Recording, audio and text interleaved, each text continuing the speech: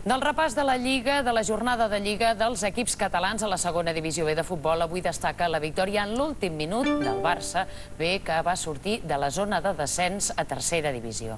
El Terrassa segueix líder després d'una jornada poc profitosa i plena d'empats. El Terrassa es manté al capdavant de la classificació de la segona divisió B, tot i el seu empat al camp del Llevant B. Els de Miguel Alvaret van patir perquè després del gol de Pepe Pla només van poder empatar gràcies a aquest penal transformat per Dani Navarrete al minut 81. L'Hospitalet va perdre l'oportunitat de tornar a la zona alta en empatar contra l'Alcoià, el quart, tot i avançar-se amb un gol de Toni Belamazán. El Pichichi, Félix Prieto, de penal, va donar un punt als visitants. Empat insuficient per als dos equips que s'enfrontaven a Vilatenim, Figueres i Badalona.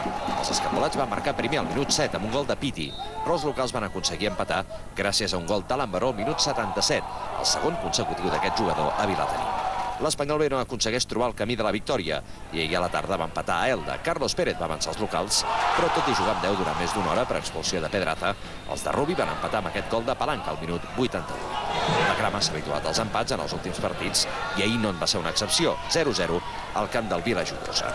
En canvi, el Barça B va aconseguir una victòria importantíssima contra un rival directe, l'Osasuna B, el gol de qui si no, de Bojan Kerkic al minut 89. I el Sant Andreu continua sent el segon pitjor equip català de la categoria, després d'empatar un al Narcís Sala contra l'Oriola.